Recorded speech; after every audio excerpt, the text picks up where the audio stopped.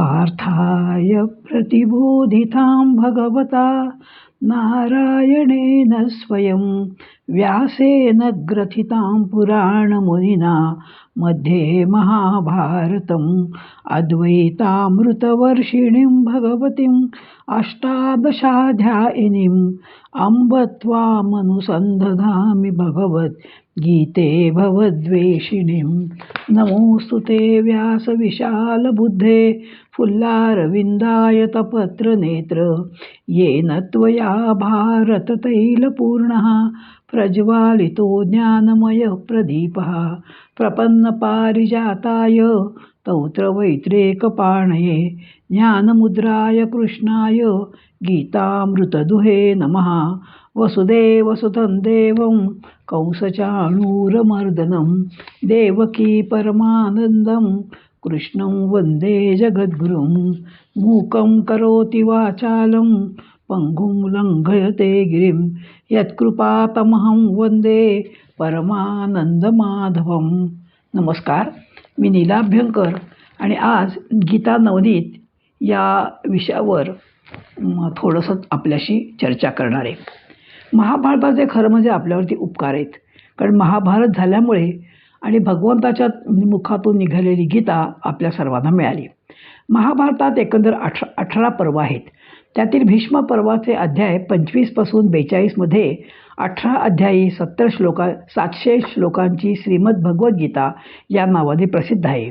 भागवतातील 11व्या स्कंधात 7 ते 30 हे 24 अध्याय उद्धव गीता आहे. दोन्ही गीतांचा वक्ता भगवान श्रीकृष्ण आहेत. श्रोते अर्जुन आणि उद्धव आहेत. महाभारत युद्धाच्या वेळी अर्जुनाच्या रथाचे सारथ्य करणाऱ्या भगवान कृष्णाने अर्जुनाला केलेला उपदेश म्हणजे ही भगवद्गीता. 5000 वर्षे झाली, पण प्रत्येक श्लोकातील प्रत्येक अक्षर जशीच्या तशीच आहेत. काहीही त्यात बदल झाला नाही आणि पुढेही बदल होणार नाही, अशीच चिरंतन राहतील. गीता ही कोणत्या धर्माची, कोणत्या देशाची, कोणत्या संप्रदायाची किंवा कोणत्या जातीची नसून भगवंताने केलेला उपदेश प्रत्येक मानवासाठी आहे. 18 अध्यायांपैकी 1 ते 6 अध्याय हे मुख्यतः कर्मयोगाचे, 7 ते 12 हे भक्तियोगाचे आणि 13 ते 18 हे ज्ञानयोगाचे प्रतिपादन करणारे आहेत. पण तीनही मार्ग गंतव्यस्थानी मात्र एकच होतात. पहिल्या अध्यायाचे नाव आहे अर्जुन विषाद योग. कुरुक्षेत्रावरती आणि जणू काही सगळ्या सैन्यांचा समुद्र जमावा एवढं अफाट सैन्य जमलं होतं आणि सगळेजण आता कधी युद्ध सुरू होणार आणि म्हणून आपापले सगळ्यांनी शंख वाजवले. प्रत्येकजण अगदी तयार होते युद्धाकरता आणि इतक्यामध्ये भगवंताला अर्जुनाने सांगितलं की दोन्ही सैन्याच्या मध्ये येऊन माझा हा रथ उभा कर. आणि त्याप्रमाणे भगवंताने म्हणजे अर्जुनाचा रथ उभा केला. अर्जुन हा अद्वितीय योद्धा होता. युद्धाच्या पूर्वी शंखनादानंतर स्वजन दर्शनाने प्रथम विषादमध्ये आणि नंतर दैन्य भावामध्ये त्याची परिणती झाली. या सर्व स्वजनांना मारून कोणते माझं कल्याण म्हणजे कोणतेच कल्याण मला दिसत नाही आहे. मला त्यांना मारून मिळालेले राज्य नको, मला तो यशही नको, अशा प्रकारचं म्हणजे बोलणं त्यांनी करायला सुरुवात केली. आणि म्हणून ह्या पहिला अध्याय जो आहे अर्जुन विषाद योग, तो युद्धाला घाबरून अर्जुन रडलेला नाही आहे, मरणालाही तो घाबरलेला नाही आहे. हे त्याचा हेतू अगदी उदात्त आहे की पुढील पिढ्या लढाईत नष्ट होऊ नयेत. पापामुळे हा घाबरला आहे. जसा 400 वर्षापूर्वी नारायण असाच रडला, आई चिंता करतो विश्वाची, आईने विचारल्यावर त्या नारायणाने उत्तर दिले. त्याच महद्भाग्याने कृष्ण तू मला मिळालास, पण लढाईमुळे पाप होईल व तू दुरावशील, अशा प्रकारचं म्हणजे वाक्य आणि विनोबाने म्हटलेलं आहे. महद्भाग्याने कृष्ण तू मिळालास, त्यामुळे मला तुला गमवायचं नाही आहे. दुसऱ्या अध्यायात कृष्णाचे योगेश्वरत्व आपल्याला दिसून येतं. डोळ्यातून अश्रू वाहत आहेत, डोक्याला हात लावून बसलाय. प्रथम कृष्णाने शिव्याच हासडल्यात. नरकात जाण्याची तयारी करतोयस काय? नपुसकाप्रमाणे व्यवहार का बरं करतोस? तुझी दुर्बलता सोड. त्याच्यातील आत्मविश्वास जागवण्यासाठी कृष्ण प्रयत्न करीत आहेत. Confidence is lost, everything is lost. आपल्या चित्ताला दिव्य भावाने रोज भरा आणि मग जीवन उत्तम बनेल. पूज्य असणाऱ्या भीष्मद्रोणांशी मी कसा लढू? हे दोघेही महान आहेत आणि माझ्यावर पुत्रवत प्रेम त्यांनी केलं आहे. त्यांना मारण्यापेक्षा मी माझ्या हातात झोळी घेईन, अशा प्रकारची वाक्य आणि हा अर्जुन म्हणू लागला. दुसऱ्या अध्यायातील 7व्या श्लोकापासून खरी गीता सुरू होते. इथे गीतेची किल्ली आहे. पहिल्या अध्यायातील अर्जुन हा जिज्ञासू नाही आहे, उलट मी खूप हुशार आहे, आय नो एव्हरीथिंग ह्या भावावर तो आहे.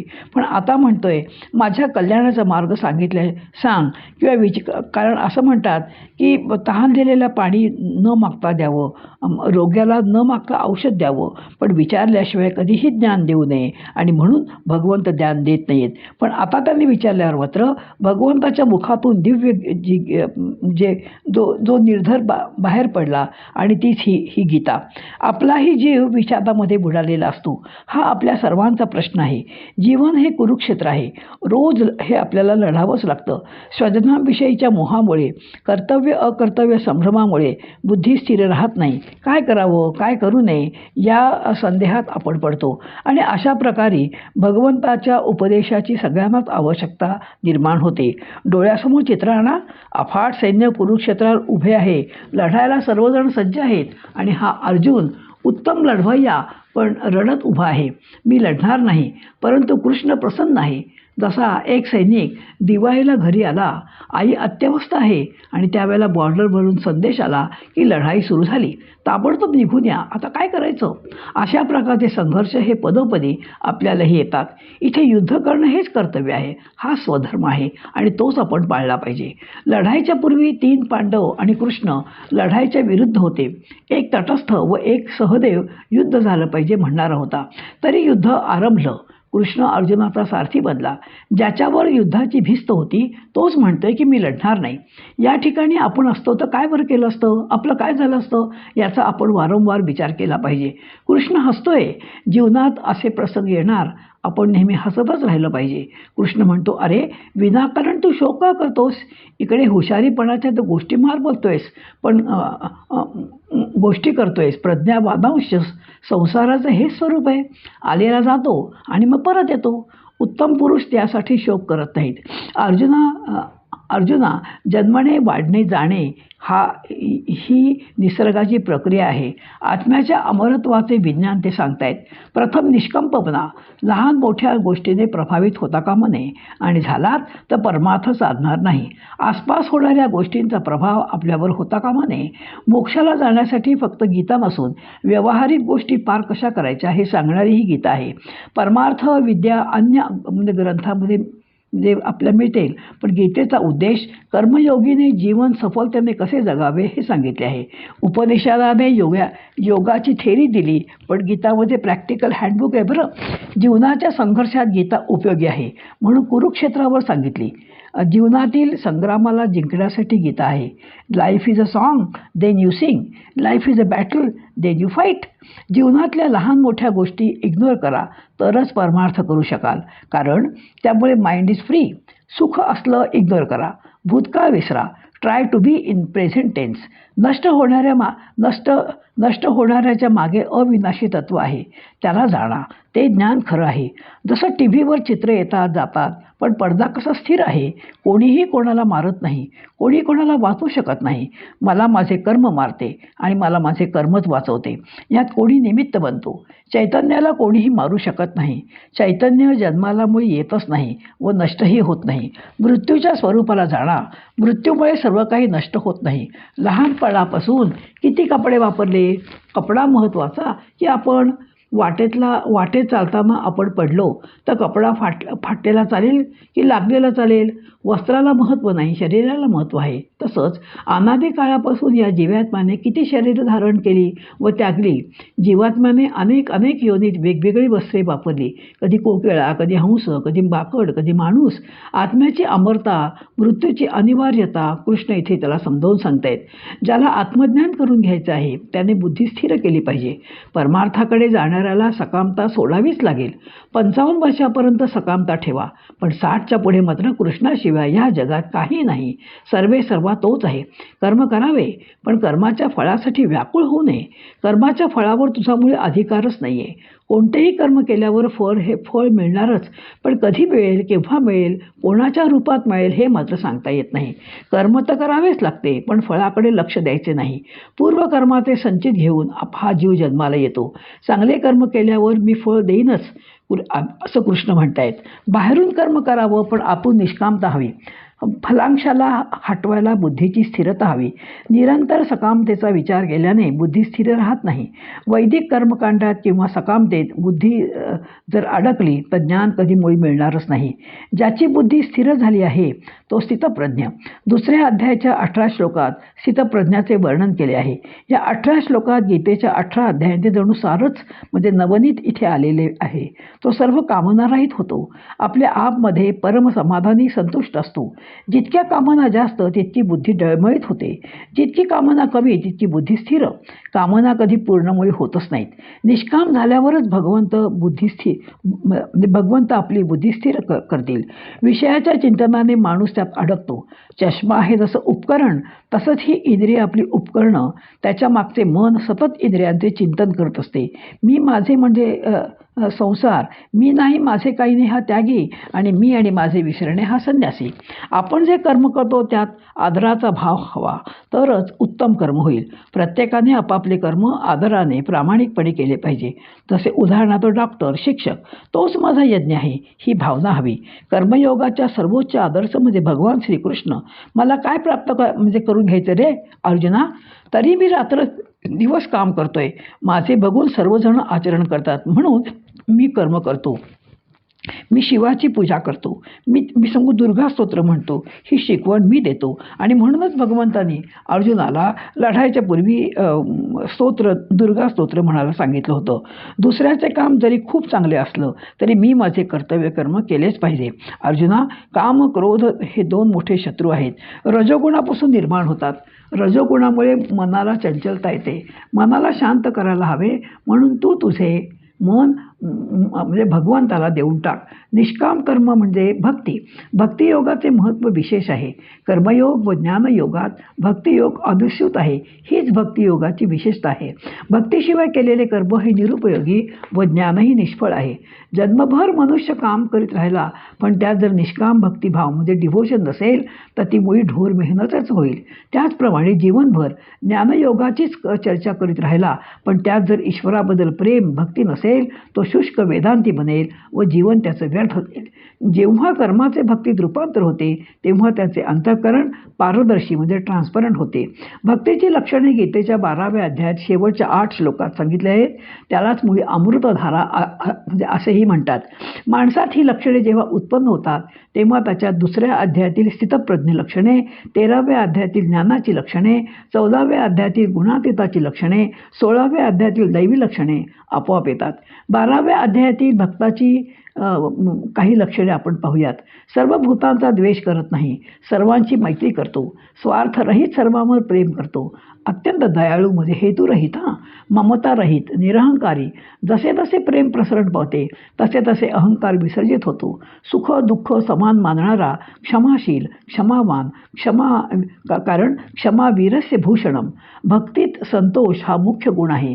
योगनिष्ठ, माझ्यात मन जोडून ठेवणारा, मनावर ताबा ठेवणारा म्हणजे सेल्फ कंट्रोल्ड, दृढनिश्चयी, ज्याने आपले मन व बुद्धी माझ्यात अर्पण केली आहे असा जो भक्त आहे ना अर्जुना, तो मला फार प्रिय आहे.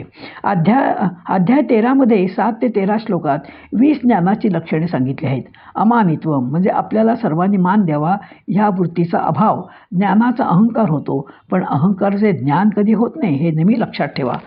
अदंभित्वम, अहिंसा, शांतिक्षमाभाव, आर्जवम म्हणजे मन वाणी कर्माने सरळता, आचार्योपासनम, शौचम म्हणजे बाहेरून आणि आतून शुची, स्थैर्यम म्हणजे मनबुद्धीची स्थिरता, आत्मविनिग्रह म्हणजे सेल्फ कंट्रोल, इंद्रियांचा विषयात तीव्र वैराग्य, अहंकाराचा अभाव, अनहंकार, जन्ममृत्यू जराव्याधी दुःख दोषानुदर्शनम याचा गंभीर विचार प्रत्येकाने करायला पाहिजे. आसक्ती, सात्विक कर्म करत नाही, मन कर्म वाणीत पूर्ण अनासक्त भाव ठेवणे, अनभिष्वंग, निर्लेप राहणे, अव्यभिचारिणी भक्ती म्हणजे एकाबद्दलच अनन्य प्रेम असणे म्हणजे भगवंताबद्दल प्रेम असणे. विविक्त देश सेवित्व एकांत पवित्र ठिकाणी राहणे. अध्यात्मज्ञान नित्यत्वम सत्संग अध्यात्मज्ञान नित्यम. कृष्णाने 13व्या अध्यायात या देहाला क्षेत्राची म्हणजे शेताची उपमा दिली असून ज्याप्रमाणे शेतात पेरलेल्या बियांचे अनुरूप फळ योग्य वेळी प्राप्त होते त्याप्रमाणे यात पेरलेल्या म्हणजे या देहात पेरलेल्या चांगल्या कर्माचे संस्काररूपी बीजांचे फळ यथावकाश प्राप्त होते म्हणून इथे सांगितलेले आहे. या 20 ज्ञानांच्या लक्षणांचा अभ्यास जर प्रत्येकाने नेहमीच करावा. याप्रमाणे आचरण करावे. क्षेत्रात असलेला जीवात्मा म्हणजे क्षेत्रज्ञ मीच आहे. क्षेत्र म्हणजे प्रकृती, क्षेत्रज्ञ म्हणजे पुरुष यांना जाणणे हेच ज्ञान. 14व्या अध्यायामध्ये गुणातीताची लक्षणं श्रीकृष्ण सांगत आहेत. गुणातीत होणं म्हणजे काय? तमोगुण हा आळस प्रधान म्हणून त्यागायचा. रजोगुणातील आसक्ती सोडायला हवी. सत्वगुणामुळे येणारा चांगुलपणाचा अहंकार पार करून गुणातीत व्हायला हवं. तरच भगवंताची प्राप्ती होणार. जसं सूर्याचे काम आहे प्रकाश देणं पण तो प्रकाशाचा करता नाहीये हे ज्याला समजलं तो गुणातीत झाला. हे समजावे. मनातील क्षेत्रज्ञाला शरण जाऊन जन्म मरण वृद्धत्वातून मी मुक्त आहे असे जो मानतो तो स्वतः पुरुष. 15व्या अध्यायात भगवंत पुरुषोत्तम योग सांगतात. अश्वत्थ वृक्ष हा उलटा आहे. वृक्षाच्या शाखा खाली आणि मुळं वर आहेत. या वृक्षाचे मूळ अविनाशी आहे. समर्थ त्याला दुनाट पुरुष किंवा दुने ठेवणे म्हणतात. जेथून हा संसार वृक्ष विस्तारित झाला त्या आद्य पुरुषाला शरण जावं. ज्यांनी मान मोह जिंकला अनासक्त झाला, जो पदोपदी अध्यात्म जगतोय, जो कामनारहित आहे, द्वंद्वमुक्त झालेला आहे तोच अविनाशी पदापर्यंत पोचतो. हेच प्रत्येकाचे ध्येय असायला हवं. या जगात 2च पुरुष आहेत, एक क्षर आणि अक्षर. पण जो उत्तम आहे तो या दुहाहून भिन्न आहे आणि तोच परमात्मा किंवा पुरुषोत्तम होय. तो माझ्या हृदयात आहे. प्रपंच हा करावाच लागतो. तो करायचाच आहे पण विश्वस्त म्हणून, ट्रस्टी म्हणून करायचं आहे. ट्रस्टी म्हणजे मालक नाही बरं. प्रपंच करायचा पण करता मी नसून भगवंत आहे हे पक्के जाणायचे. निष्काम बुद्धीने कर्म करायचे. हाच पुरुषोत्तम सदा सर्वदा आपल्या जवळ आहे. मग आपल्याला भीती कशाची? जे होते हे त्याच्या इच्छेने होते व चांगल्यासाठी होते हा भाव आपला पक्का ठेवायला हवा. आणि हाच भाव आपण शिकूया आणि कृतार्थ होऊया. तसा आपण प्रयत्न पण करूया. 16व्या अध्यायामध्ये भगवंत दैवासुर संपत्ती सांगत आहेत. 26 गुण दैवी संपत्तीचे असून ढोंग, घमेंड, राग, अभिमान, कठोरपणा आणि अज्ञान हे आसुरी संपत्तीचे गुण त्यागार्थ आहेत. दोन्ही संपत्ती आपल्या बरोबरच असतात. मनुष्याने परोपकारार्थ झिजण्याचा यज्ञ केला तर नराचा नारायण होतो. जसं ढगातून पाऊस येणं हा ढगाने केलेला मोठा यज्ञ आहे तसंच माणसाला मिळालेले शरीर हे परोपकारार्थ आहे. जसं बीज जमिनीत लावल्यावर स्वतः नष्ट होण्याचा यज्ञ करते तेव्हा त्यातून मोठा वृक्ष तयार होतो. आई वडील आपल्या मुलांसाठी यज्ञ स्वार्थत्याग करतात. अहिंसा, नम्रवाणी हाही यज्ञच आहे.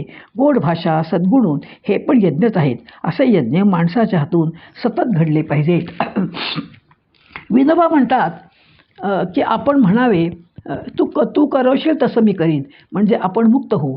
जीवाने सर्व सूत्रे त्याच्या हवाली करावीत.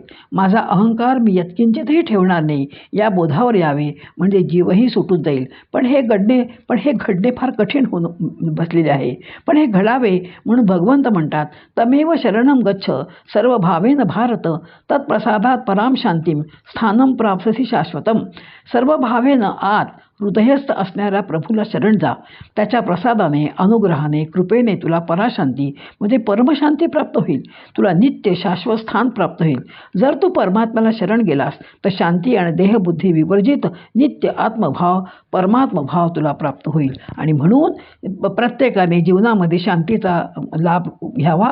त्यासाठी आणि कृष्ण सांगतायत 2ऱ्या अध्यायामध्ये स्थितप्रज्ञाची लक्षणात भगवंत म्हणतात विहाय कामान्यः सर्व पुमान शरती निस्पृहा निर्ममो निरहंकारा स शांतीर्मधी गच्छती. कामना त्यागानंतर शांती मिळते. अनुक्रमे 5व्या आणि 12व्या अध्यायात भगवंत म्हणतात युक्तः कर्मफलम त्यक्त्वा शांती माप्नोति नैष्ठिकम अयुक्तः कामकारेण फले सक्तो निबध्यते. श्रेयो हि ज्ञानाभ्यासात ज्ञानात ध्यानं विशिष्यते ध्यानात कर्मफल त्यागात शांती निरंतरम. 6व्या अध्यायामध्ये भगवंत म्हणतात, युंजनेव सदात्मानं योगी नियतमानसः शांतिर्निर्वाण परमाम मत संस्था मध्ये गच्छती. ध्यानयोगाच्या अंती निर्वाण परमशांतीचा लाभ होतो. 4थ्या अध्यायामध्ये ते म्हणतात, श्रद्धावान लभते ज्ञानम तत्परः संयतेंद्रियः ज्ञानम लब्ध्वा पराम शांतीर अचिरेणाधिगच्छती. श्रद्धापूर्वक आत्मज्ञान संपादल्यानंतर त्याला परमशांती प्राप्त होते.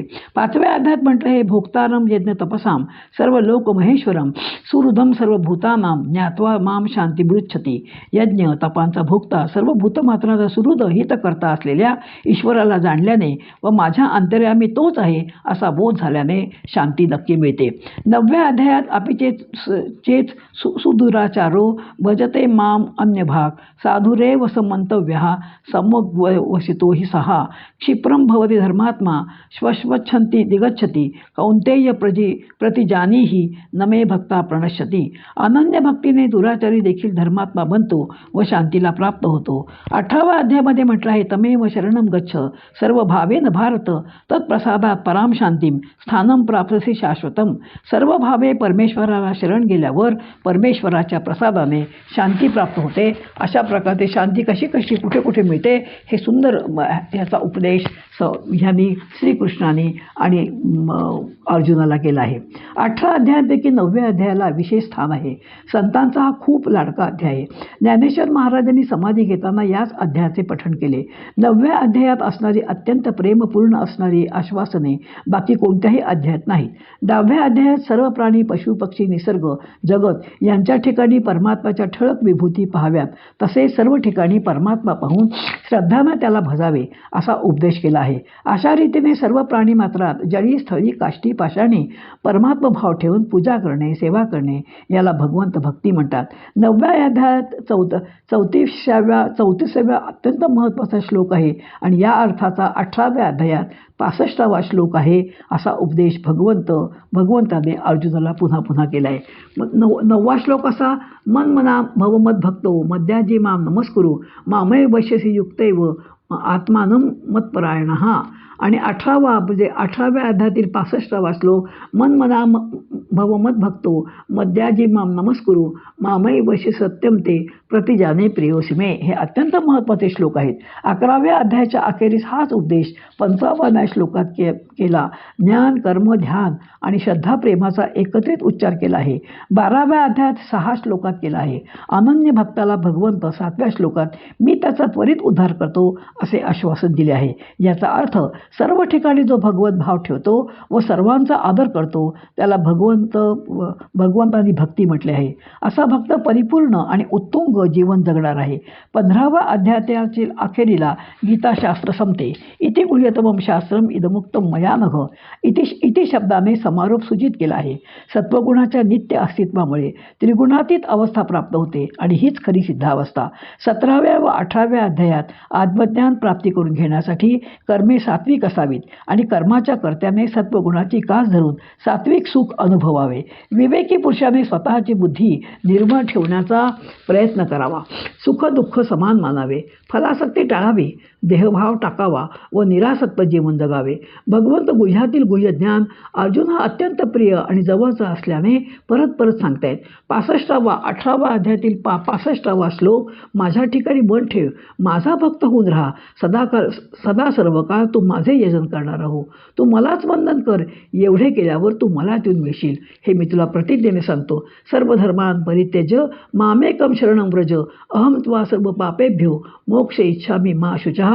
हा जो आहे हा 65वा श्लोक. आणि 66व्या श्लोकामध्ये धर्म अधर्म याची चिंता तू सोडून दे, मला एकट्याला शरण ये, मी तुला सर्व पापापासून सोडेन आणि तुला मी मुक्त करीन, भिऊ नकोस, तुला वाचवणारा मीच आहे असा सुंदर उपदेश कृष्णाने अर्जुनाला म्हणजेच आपल्या सर्वांना केला आहे. सर्वात शेवटचा श्लोक कृतज्ञतेने संजयने म्हटला आहे. वासुदेव कृष्ण व महात्मा अर्जुन यांच्यामध्ये झालेला हा संवाद मी ऐकला असं संजय म्हणतोय व मी धन्य झालो. हा ज्ञानसंवाद योगेश्वर कृष्ण बोलत असताना अर्जुनाबरोबर मीही ऐकला. मी अतिशय भाग्यवान आहे. पांढरे शुभ्र घोडे जोडलेल्या अति विशाल रथामध्ये सारथ्य करण्यासाठी म्हणून बसलेले माधव, भगवान श्रीकृष्ण, पांचजन्य नावाचा शंख फुंकणारे ऋषिकेश, श्रीकृष्ण, अर्जुनाने दोन्ही सैन्यामध्ये रथ उभा कर म्हटल्यावर तत्परतेने निर्भयपणे दोन्ही सैन्यांच्या मध्ये रथ नेऊन उभे करणारे अच्युत श्रीकृष्ण, मी लढणार नाही असे म्हणून मटकन खाली बसलेल्या अर्जुनाला धीर देत कारुण्य भावाने विनोदाने थोडेसे हसून उपदेश करायला प्रारंभ करणारे मधुसूदन श्रीकृष्ण, सांख्य, कर्म, ध्यान, श्रद्धा, प्रेममय भक्तीचा उपदेश करताना प्रगट झालेले भावमय रूपातील भगवंत मनमना भव मद्भक्त मध्याजी माम नमस्कुरू असे म्हणतायत. आपण श्रीकृष्ण नावाची व्यक्ती आहोत, त्याच वेळेला आपण अक्षर परमात्मा आहोत अशा प्रकारची सम्यक आठवण राखणारे भगवान श्रीकृष्ण भक्त राज अर्जुनाला विश्वरूपाचे अति अद्भुत असे दर्शन लीलया घडवणारे योगेश्वर श्रीकृष्ण. गीतेतील हा संवाद जितका पुण्यकारक व अद्भुत त्याच्याही पेक्षा भगवंताची ही भावदर्शने पुण्यकारक आणि अतिशय अद्भुत आहेत. ती पाहून संजय भावाने रोमांचित झाला. धृतराष्ट्राला गीता संवाद सांगणाऱ्या हर्षचकित झालेल्या संजयाने आपल्या निवेदनाचा शेवट स्वयंस्फूर्तीने केला, एक संदेशरूपी सिद्धांताने केला. संजय म्हणाला, यत्र योगेश्वर कृष्णो यत्र पार्थो धनुर्धरः तत्र श्री विजयोर भूती ध्रुवा नीतिर्मतिर्मम. हा 78वा श्लोक आहे. जेथे योगेश्वर कृष्ण आणि जेथे धनुर्धर अर्जुन तिथे म्हणजे त्या बाजूला श्री म्हणजे ऐश्वर, विजय, शाश्वत वैभव, नीती किंवा धर्म हे निश्चित आहेत. संजयाचा हा संदेश धृतराष्ट्राला तर आहेच, पण त्या योगाने सर्व जगालाही संजयाने हा उपदेश दिला आहे. जेथे भगवंताचे अधिष्ठान आहे व तदर्पित भावाने युक्त असणारा स्थिर बुद्धी भक्त आहे, तिथेच श्री विजय वैभव आणि नीतिधर्म आहेत. बाह्य भरभराटही असेल, पण त्यातील श्री म्हणजे मोक्षश्री, विजय हा मोक्ष विजय. बाह्यांगाने विजय वैभव असू शकेल, पण वैभव मुख्यतः आत्मवैभव आहे. संजयाच्या मुखातून निघालेल्या या आश्वासनानंतर भगवद्गीता खरं म्हणजे समाप्त झाली. पण आपल्या बाबतीमध्ये मात्र या ठिकाणी आपला अभ्यास आता सुरू झाला. गीतेला अनुसरून भक्तिप्रेमाने श्रद्धापूर्वक जाणून आणि उमजून उपदेश आचरण्याच्या तयारीने आपण जर मार्गक्रमण करू तर आपली स्थिती देखील अर्जुनासारखी नष्टो मोहा स्तुतिर्लब्धा अशी होईल. आपल्यालाही आत्मस्मृती प्राप्त होईल आणि आपली प्रज्ञा आत्मज्ञानामध्ये स्थिर होईल. आत्मभाव राखून आपण सुद्धा प्राप्त कर्मे करायला सिद्ध होऊ आणि यासाठी भगवंताने आपल्याला आशीर्वाद द्यावा.